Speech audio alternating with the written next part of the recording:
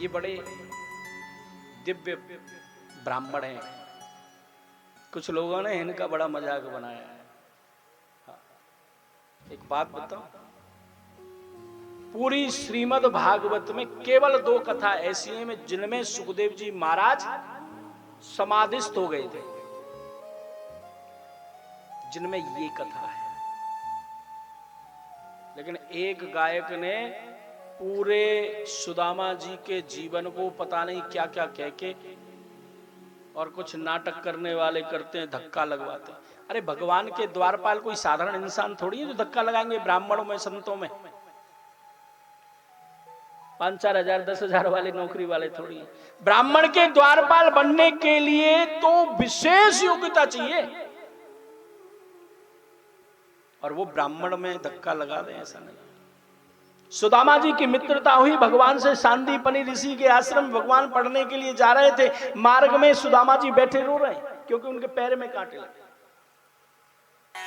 भगवान ने अपने हाथों से सुदामा जी के पैर से कांटे को निकाला। पूछा कहां जा रहे हो? बोले मैं गुरु जी के यहाँ विद्या अध्ययन करने के लिए जा रहा हूं। रथ में बिठा करके ले गए, साथ में विद्या अध्ययन किया। एक दिन सुदामा जी समिधा लेने के लिए वन में जा रहे थे। तभी उन्होंने देखा कि एक बूढ़ी कन्या अपनी कांख में पोटली दबा करके चली आ रही है लाठी के सहारे।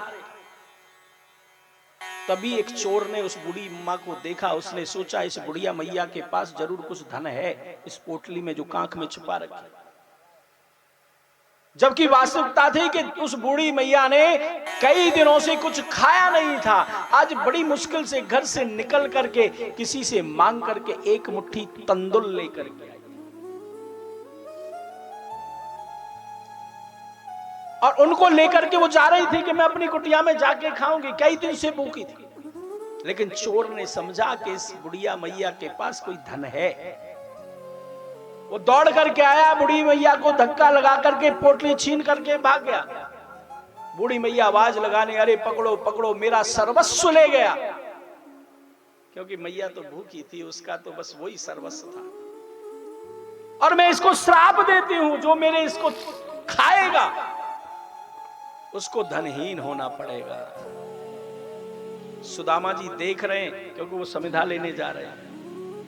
इतने में ही उसके पीछे संत आदि भागने लगे। उस चोर को ठोकर लगी और वो पोटली लुढ़क करके उन्हीं पोटलियों में जाके मिल गई जिनको गुरु माता शिष्यों को देती थी।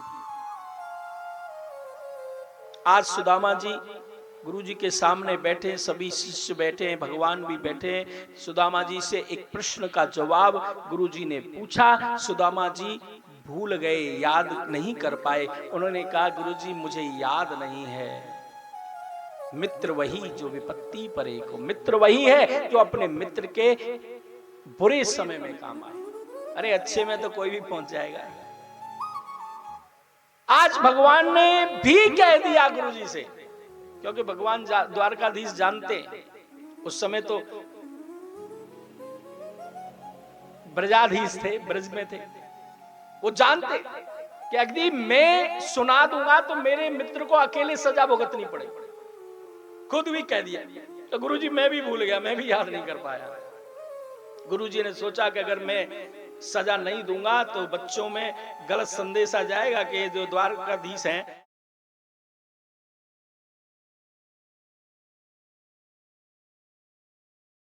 नहीं दी।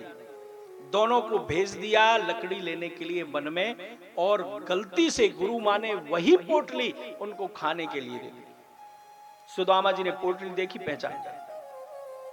भगवान वृक्ष पे चढ़े लकड़ी तोड़ने के लिए। सुदामा जी ने नीचे मन में सोचा कि यदि इनको मेरा मित्र खाएगा तो उसको भी धनहीन दरिद्रता में जाना पड़ेगा, इसलिए सारे मैं खा लेता हूं। और सारे जितनी भी पोटली में खाने का पदार्थ, चने तंदुल आदि दिए थे, उनको सुदामा जी ने खा लिया और भगवान को श्राप से बचा लिया। ये है परम मित्र। आज वो सुदामा जी सुदामा नगरी में वास करते, भगवान हो गए द्वारकाधीश। रोजाना कथा सुनाते। उनकी पत्नी का नाम है सुशीला। जैसा नाम है वैसी गुण है। एक साड़ी है बस, एक धोती, महीनों से वही पहन रखी है, महीनों से। दूसरी धोती नहीं है बदलने। लेकिन कभी भी सुदामा जी से ये नहीं कहा कि मेरे लिए दूसरी धोती तो ले आओ। ऐसे शुद्ध सात्विक ब्राह्मण को धक्के लगवाते हैं और लोग ताली बजाते हैं। पूरा पाप है। वो भजन आपको पता होगा, मैं तो उस भजन को गद्दी से बोलना भी पसंद नहीं करता। पूरा पाप है। ऐसे शुद्ध ब्राह्मण को धक्के लगवा के नाटक करना, इससे बड़ा पाप जो है नहीं हो सकता। ध्यान रखना, आगे से ताली बजाने से पहले सोचना। सुदामा जी कि विप्र सुदामा बसत है सदा आपने धाम, भिक्षा कर भोजन करें हिये जपे हरि नाम। अपने झोपड़ी में निवास करते हुए जो कुछ भी भिक्षा में मिल जाता उसको खा लेते, अपने परिवार को दे देते और भगवान का नाम लेकर के अपने जीवन को व्यतीत करते। कि कहीं सुदामा एक दिन कृष्ण हमारे मित्र। रोजाना अपने पत्नी को सामने बिठा लेते, बच्चों को सामने बिठा लेते और भगवान की कथा करते। और उस कथा में एक दिन अचानक निकल गया, कहते नहीं थे हालांकि, लेकिन एक दिन भाव में निकल गया कि कहीं सुदामा एक दिन कृष्ण हमारे मित्र, करत रहत उपदेश ऐसो परम विचित्र। एक दिन कथा करते करते अनायास मुख से निकल गया कि सुशीला, मैं जिनकी कथा तुम्हें रोज सुनाता हूं ना, ये मेरे मित्र हैं, मेरे मित्र हैं। जैसी सुशीला ने बात सुनी, मन में एक आशा का दीपक जल गया है कि जब द्वारकाधीश मित्र है तो फिर काहे की चिंता। जिसके मित्र द्वारकाधीश हैं फिर से चिंता नहीं करनी। आज सुशीला के मन में एक दीपक प्रज्वलित हो गया और कई दिन के बाद आज सुदामा जी के हाथ जोड़े हैं, सामने बैठ गई हैं और कह रही हैं सुशीला कि लोचन कमल दुख मोचन तिलक भाल, स्वनिन कुंडल मुकट धरे नाथ है, कहत नरोत्तम सांदीपन गुरु के पास, तुम ही कहत हम पढ़े एक साथ। कहे स्वामी, एक दिन आपने कथा में कहा कि जो ये बैजंती माला पहने, शंख चक्र पद्म हाथ में धरे हुए हैं, ये जो द्वारकाधीश हैं, ये मेरे मित्र हैं। तो इस बात को सुनकर के मेरे मन में एक बात आई है, यदि आपकी आज्ञा हो तो मैं आपके सामने कहूं। बोले देवी कि द्वारका गए हरि दारिद हरेंगे पीर, द्वारका के नाथ वो अनाथन के नाथ। आप ही कहते हो कि मेरे प्रभु का नाम है अकारण करुण करुणा वरुणालय। अकारण माने बिना ही वजह, बिना कारण। करुण माने जो दया कर द्रवित हो जाते हैं, करुणा दिखाते हैं। ऐसे कौन है? द्वारकाधीश है। आप कहते हैं तो जब ऐसे हैं तो द्वारका चले जाओ। जब तुम द्वारका जाओगे तो हमारे दिन बदल जाएंगे। सुदामा जी ने सुना, हंसने लगे। अरे सुशीला, ये विचार कहां से आ गया तेरे मन में? है? तू मुझे शिक्षा दे रही है, मुझे सिखा रही है। मैं जानता हूं कब कहां जाना चाहिए। अरे एक बात बता दो, ब्राह्मण जो होता है सारे संसार का शिक्षक होता है, कि शिक्षक हो सगरे जग को, तीता को देत कहा तू शिक्षा, जो तप के परलोक सुधारत, संपत्ति की तिनको नहीं इच्छा। कि ब्राह्मण सारे संसार का शिक्षक होता है, तप के द्वारा इस संसार को, भजन के द्वारा, ज्ञान के द्वारा इस संसार का भला करता है। उसको धन की क्या आवश्यकता है? उसको धन की क्या आवश्यकता है?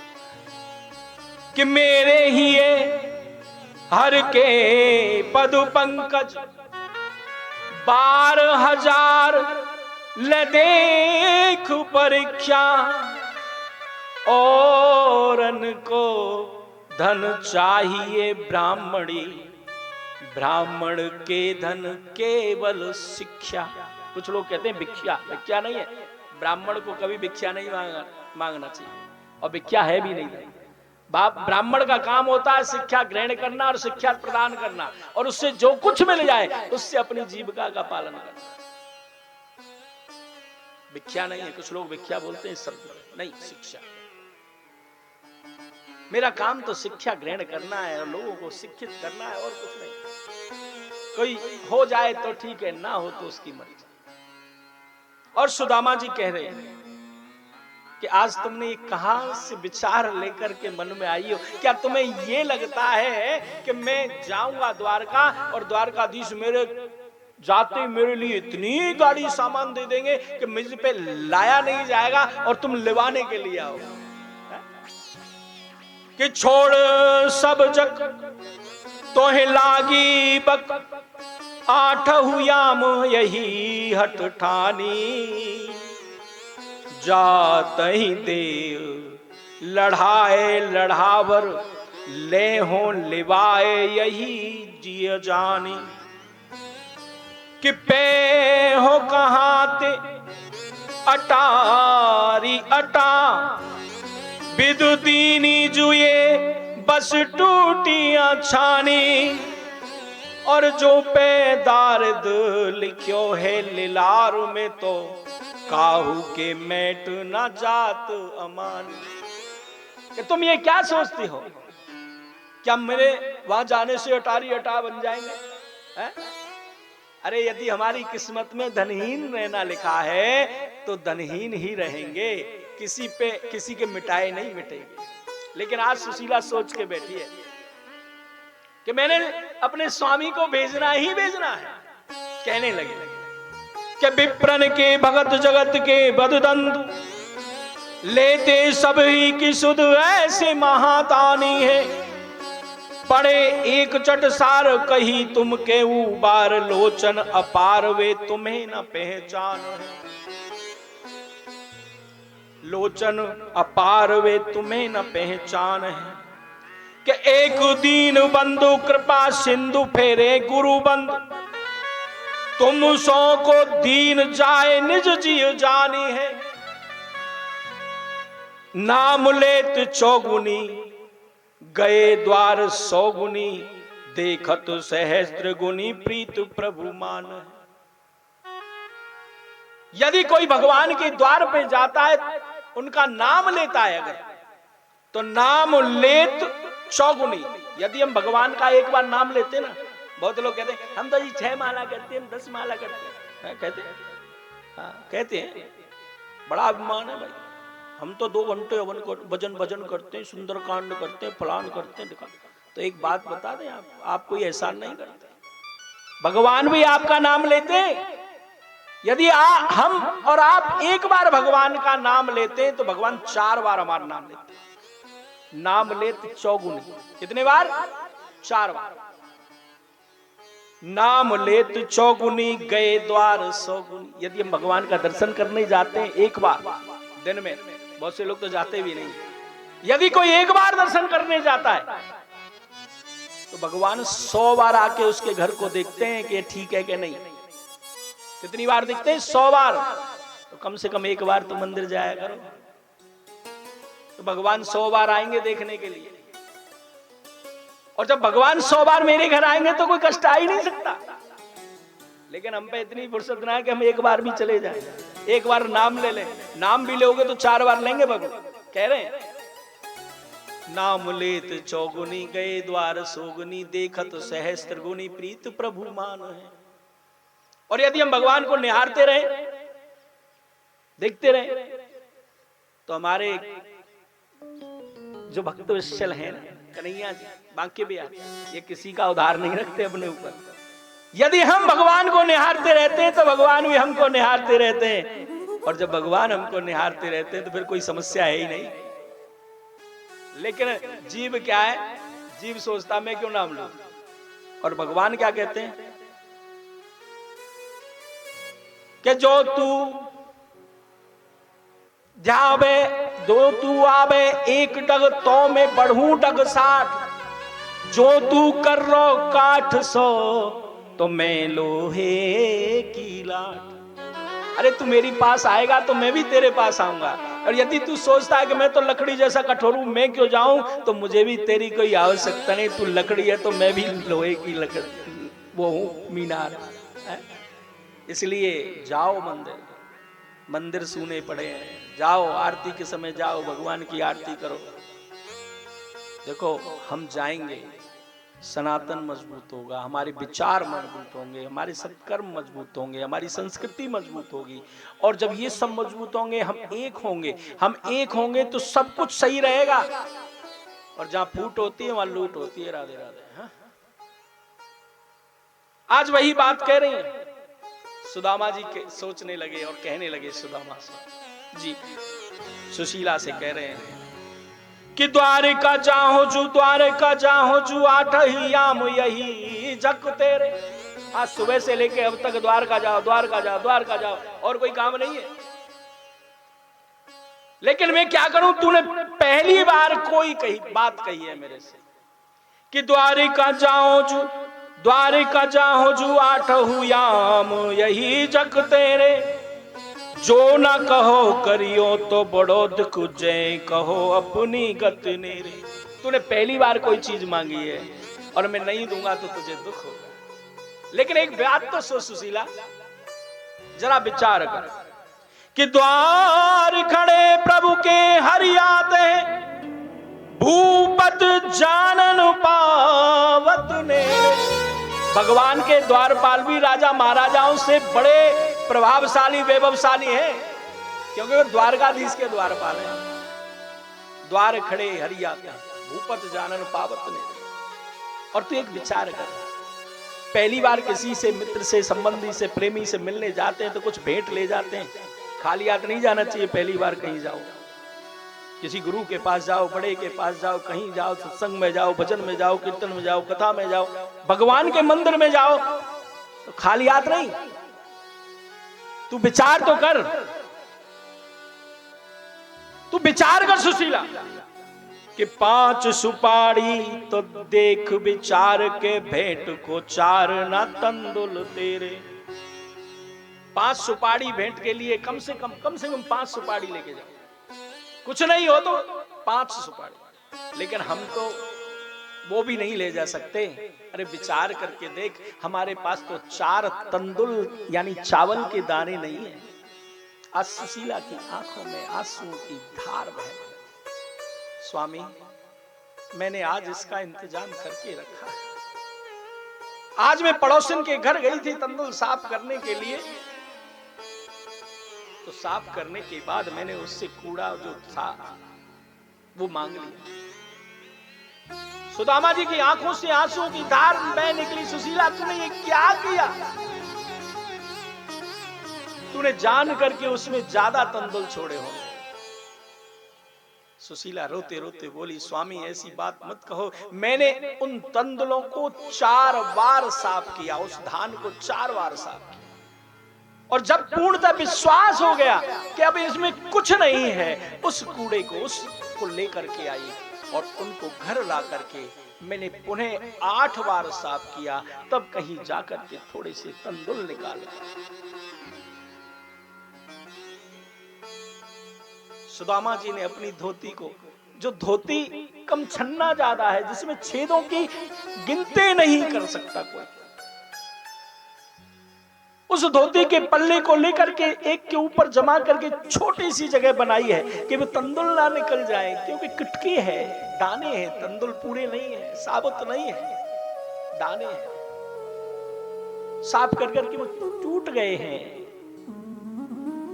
उनको रखा है छोटी सी पोटली में, बंद किया है, बंद करके कांख में दवाई है और लेकर के चलने लगे हैं।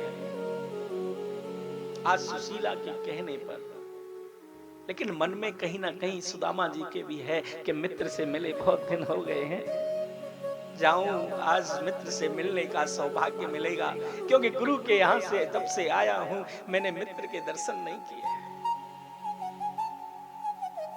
सुदामा जी के मन में दर्शन की लालसा है और सुशीला के मन में धन की लालसा है। आज सुदामा जी चलने लगे हैं, अपनी कुटिया से निकले हैं, चलते जा रहे हैं, चलते चलते थक गए हैं, क्योंकि द्वारका बहुत दूर है।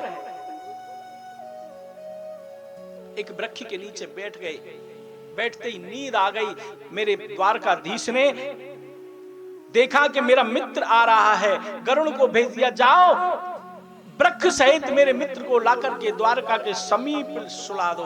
आज गरुड़ जी ने सोते हुए जो है सुदामा जी को लाकर के द्वारका के समीप सुला दिया है। सुदामा जी की आंखें खुली। एक नगरवासी से पूछा, भैया ये कौन सा नगर है? नगरवासी ने कहा, जी ये द्वारका है। अच्छा, ये द्वारका है। आज अपने मित्र को, द्वारकाधीश को ढूंढते ढूंढते गलियों में भटक रहे हैं और प्रार्थना कर रहे हैं, पुकार रहे हैं कि हे द्वारकाधीश, तुम्हारी गलियों में तुम्हारा मित्र आया है, कहां तो छुपा है, मेरे सामने क्यों नहीं आ रहा है?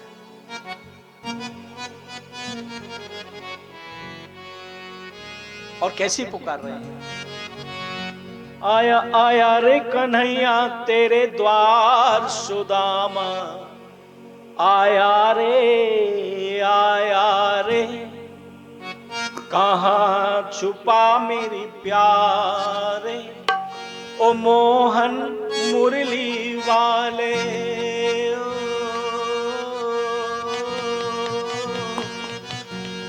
आया आया रे कन्हैया तेरे द्वार सुदामा, आया रे आया रे, आया आया रे कन्हैया तेरे द्वार सुदामा, आया रे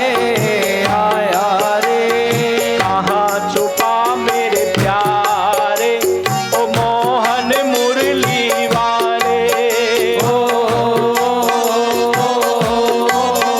आया आया रे कन्हैया तेरे द्वार सुदामा, आया रे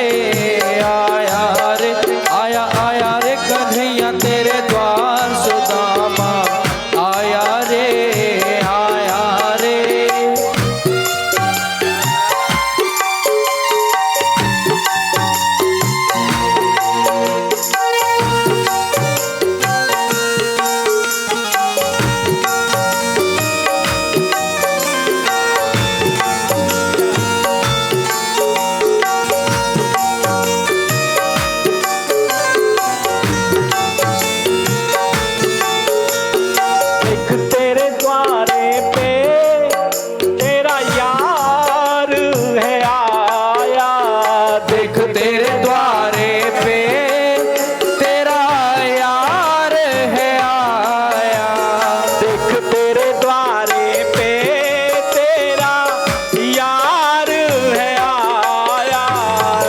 तेरे द्वारे पे तेरा यार है आया, तुझे ढूंढता हूँ मुझे खूब सताया, तुझे ढूंढता हूँ मुझे खूब सताया।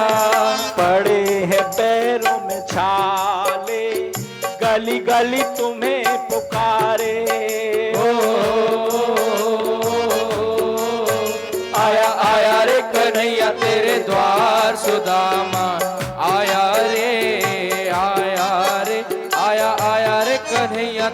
द्वार सुदामा आया रे आया रे।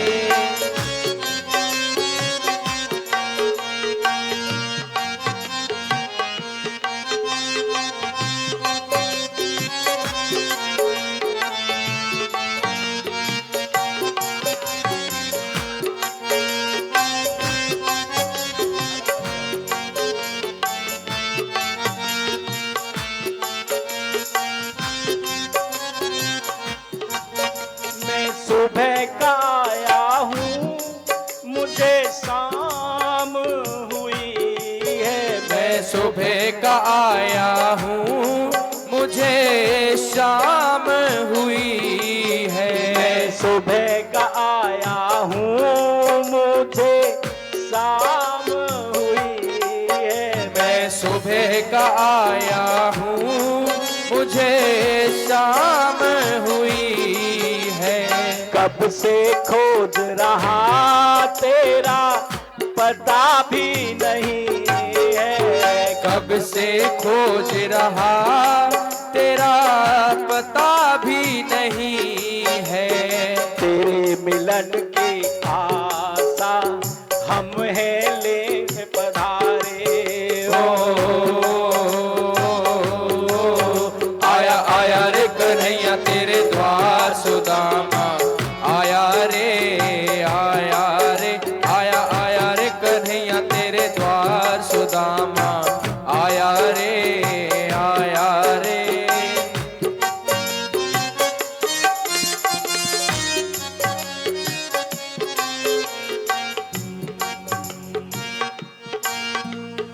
जब से मुझे है छोड़ा मेरी हालत बुरी है। जब से मुझे है छोड़ा मेरी हालत बुरी है। घर में गरीबी है विपदा आन पड़ी है। मेरे घर में गरीबी है विपदा आन पड़ी है। आया द्वारे तेरे कन्हैया संकट काटो सारे ओ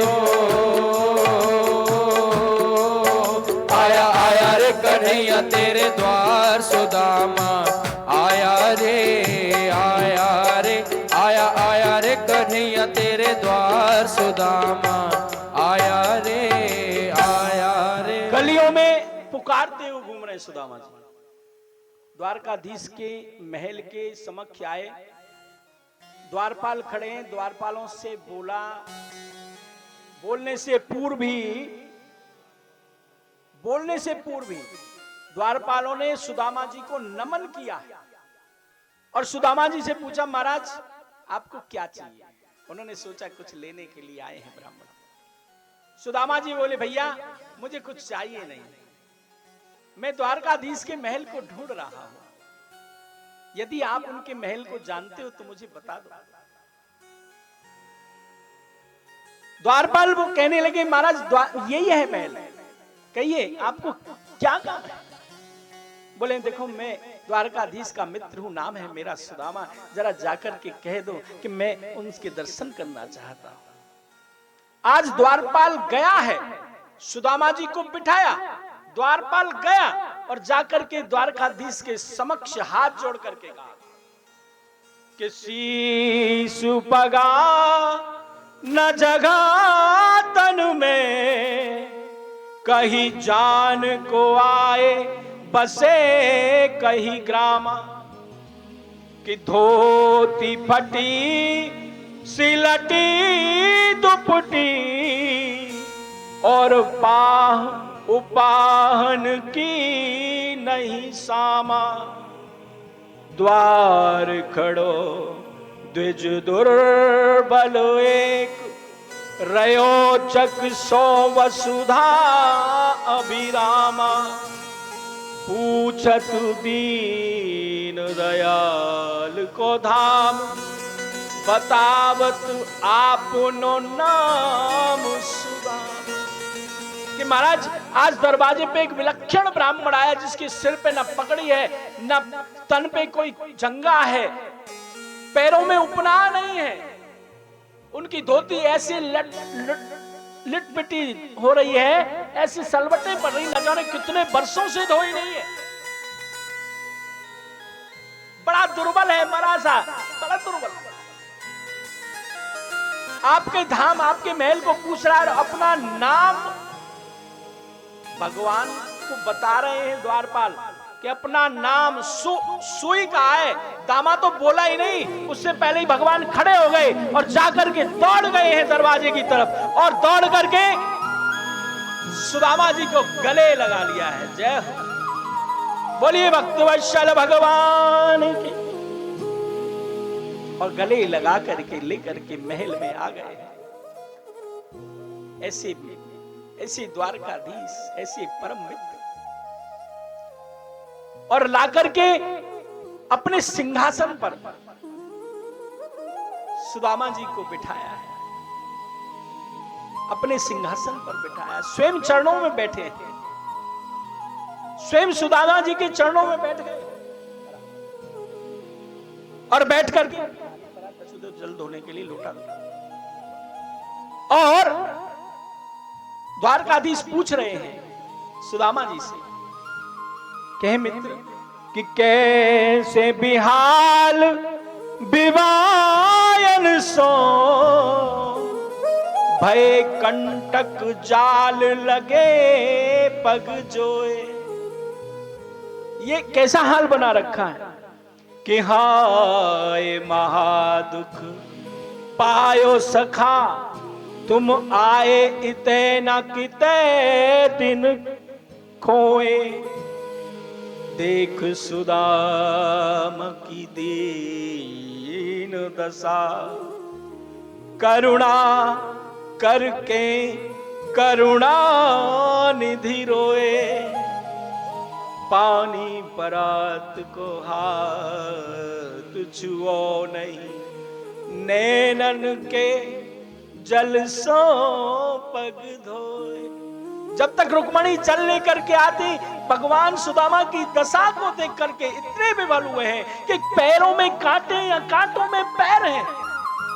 कैसी विवाही फटी हुई है, ये कैसे जाल बना हुआ है। उन आंसुओं से अपने मित्र के पैरों को धोया है। रुक्मणी रानी देख रही है, अन्य रानियां देख रही है, कैसे ब्राह्मण देवता है। आज से पहले हमने प्रभु को ऐसी सेवा करते नहीं देखा।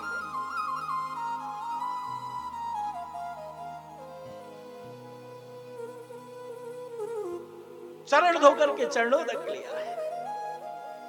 धन्य है भगवान की मित्रता, भगवान का प्रेम अद्भुत है।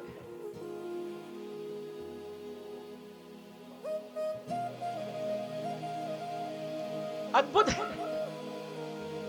पूछने लगे, भैया इतने दिन कैसे लगा दिए मेरे पास तक आने में। चरण धोने के बाद सुदामा जी को अपने कक्ष में ले जाके विराजमान कर दिया है। और कक्ष में रुक्मणी आदि से भोजन के लिए व्यवस्था करवाई। भोजन लेकर के रुक्मणी आदि रानी आई है, भोजन कराया। भोजन कराने के बाद अपने शयन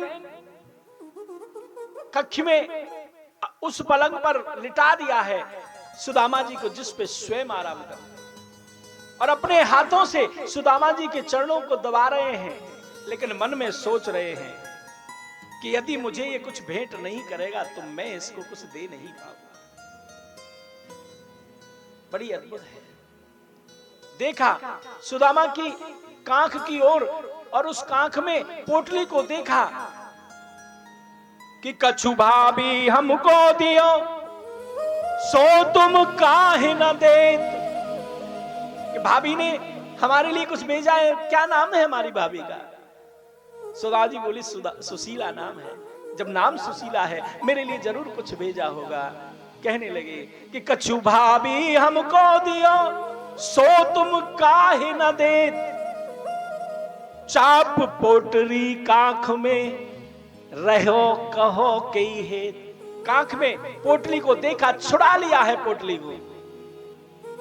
और पोटली को छुड़ा करके बैठ गए सुदामा जी के पास। बैठ जाओ महाराज।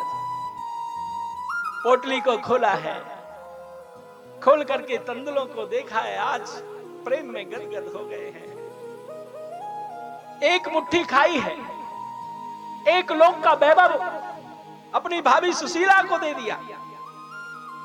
दूसरी मुट्ठी खाई है, दूसरे लोक का वैभव दे दिया। और जैसे ही तीसरी मुट्ठी खाने लगे कि हाथ गया प्रभु को कमला, कही नाथ कहा तुमने चितधारी। तंदुल खाए मुट्ठी दुई दीन, किया तुमने दो दो लोक बिहारी। खाए मुट्ठी तीसरी, अब नाथ कहो कहां निज बास की आस बिचारी। रंग कही आप समान कियो, अब आप ही चाहत होन भिखारी। इस ब्राह्मण को तुमने दो मुट्ठी में दो लोग दे दिए, तीसरी मुट्ठी खा करके क्या इस ब्राह्मण की जगह आप लेना चाहते हैं? लेकिन आज मेरे प्रभु ने, भक्त वत्सल द्वारकाधीश ने कमला के हाथ को हटा दिया, लेकिन तीसरी मुट्ठी फिर नहीं खाई। बड़ी अद्भुत है। जिनको सुदामा जी और कन्हैया जी का पूजन करना है, चावल वगैरह कुछ लाए हो, चढ़ाना हो तो चढ़ा सकते हैं 2 मिनट के लिए। और जब तक द्वारकाधीश कन्हैया जी आपको सुंदर झांकी के दर्शन कराएंगे। श्री राधे, जय हो।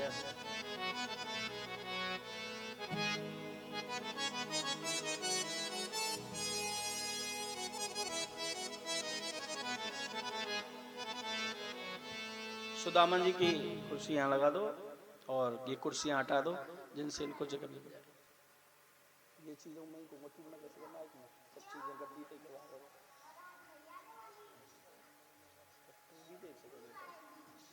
कोई कहता